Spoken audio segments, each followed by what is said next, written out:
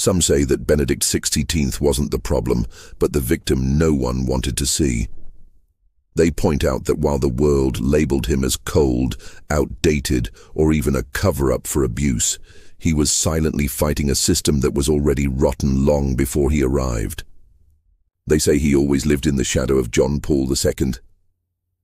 But what many don't know is that this beloved Pope apparently left him a Vatican full of corruption and hundreds of abuse cases swept under the rug. Later, he was overshadowed by Francis, the friendly, charismatic Pope everyone adored. But some argue Francis could only be that beloved leader because Benedict had already sacrificed himself. He took the blows, he faced the scandals, and when he couldn't take it anymore, he resigned, leaving the place open for someone the world could love.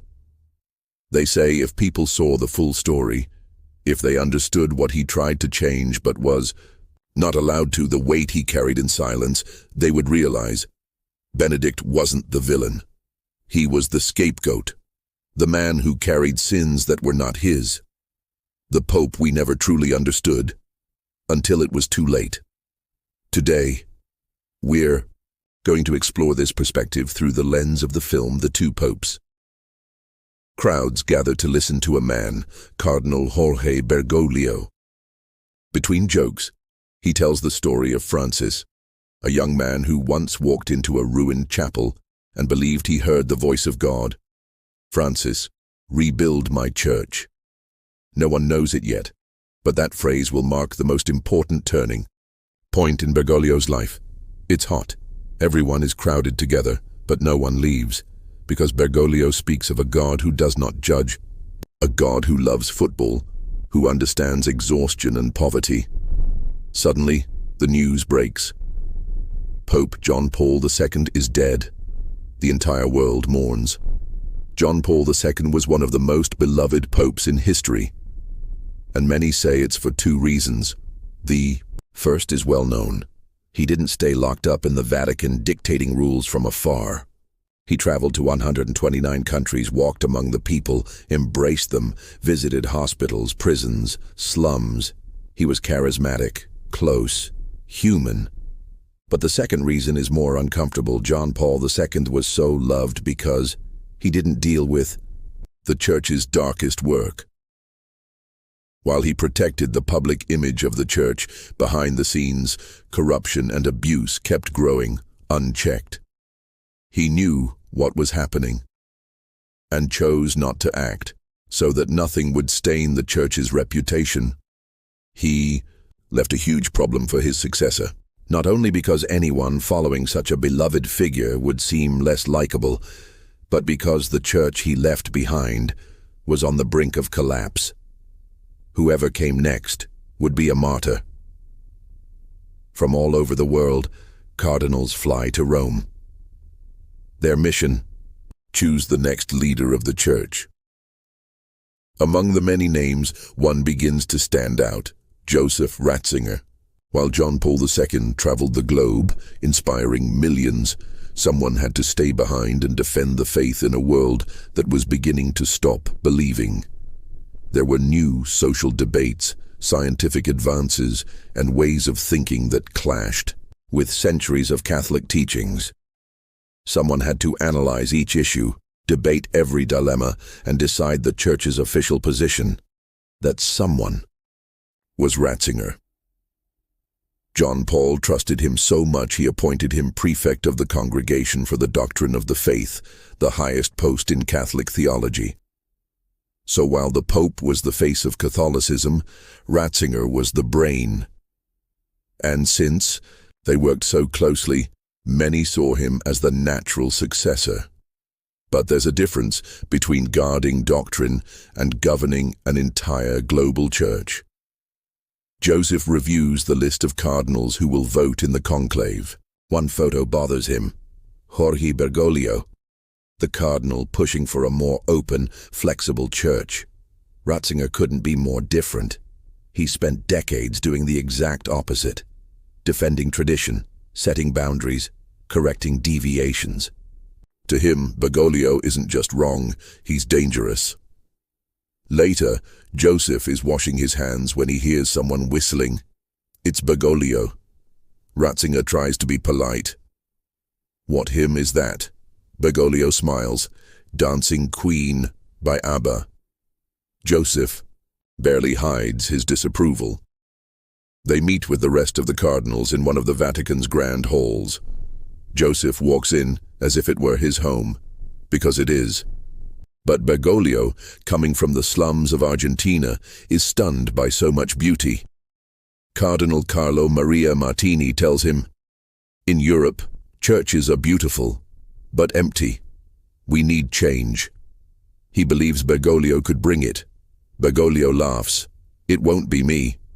Martini was one of the church's harshest critics, not because he hated it, but because he loved it. Because he believed it had so much to offer, but was trapped in outdated forms, too much ritual, too much pomp, and too little contact with real people. He said if the church kept closing its doors to the divorced, it would lose entire generations. Instead of denying them communion, it should walk beside them. Instead of banning condoms, it should recognize that there are complex realities, like disease or poverty. He believed priests should be able to marry, and women should have a real place within the church structure. He insisted the true spirit of Jesus was not to protect dogma, but to be a refuge. Not for the pure and perfect, but for the wounded and broken. He believed that if Jesus came back today, he wouldn't even recognize his church. Because the message he preached has very little to do with what the institution has become. And you, what do you think? How close is the church today to what Jesus really intended? The conclave begins. Each cardinal writes the name of who they want as pope. To win, a candidate needs 2/3, 77 votes. The results: Ratzinger, 47. Bergoglio, 10. Martini, 9. No winner. But Bergoglio's 10 votes shock everyone. No one expected a Latin American cardinal to get that much support. At lunch, Humes, a liberal, tells Bergoglio, "Martini asked his supporters to vote for you." Bergoglio freezes.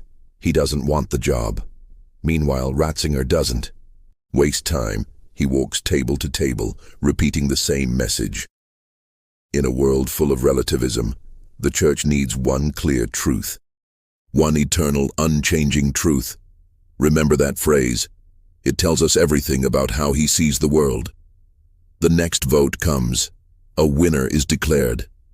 Ratzinger. He puts on the white robes, a jeweled cross, a velvet cape, a gold ring, and finally, red shoes, an extravagant outfit to remind the world. He's not just a man anymore. He's the new pope, the representative of Christ on earth. He steps out onto the balcony, smiling to the crowd. He is introduced as Pope Benedict XVI. Meanwhile, Bergoglio and Humes are disappointed. The church just voted to not change. Bergoglio loses hope in the institution. He thinks about resigning as cardinal and returning to being a simple priest. There, at least, he could make a difference. Because inside the system, he knows he can't. The election of Benedict XVI divides the world. For some, he's exactly what's needed, a defender of truth in a world losing its values. But for others, divorced people, the LGBTQ+ community, the marginalized, Benedict is the face of a church that continues to close its doors. Some, seeing his stern expression, his rigidity, and the fact that he's German, even go so far as to call him a Nazi. Years pass. In 2012, Jorge is ready to resign as cardinal. He sends his resignation to the Pope, but Benedict replies, "Come to Rome, we need to speak." Suddenly, a scandal erupts. The Pope's personal assistant, Paolo Gabriele, leaks confidential Vatican documents to the press.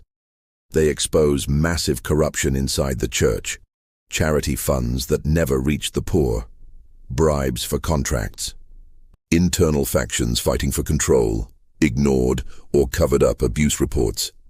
The scandal becomes known as WikiLeaks. It shows the Vatican as a place of power games, betrayal, and rot. And it reveals something worse. Benedict is no longer in control. Criticism rains down. But was this really Benedict's fault? Not entirely. The corruption had begun long before, during the reign of John Paul II. While he traveled the world gaining followers, the Vatican's administration, called the Curia, was left unsupervised. They accumulated power, made decisions, without transparency. By the time Benedict inherited the papacy, the machine was already broken. It's ironic, tragic even. John Paul II is adored. Benedict is hated. But the greatest sins attributed to Benedict were actually the result of problems others let grow. Jorge arrives in Rome with nothing but simple shoes, a silver cross, no lavish garments. At the airport, the driver doesn't even recognize him. He tries to help with his bag, but Jorge refuses. He opens the back door for Jorge, who insists on sitting up front to talk.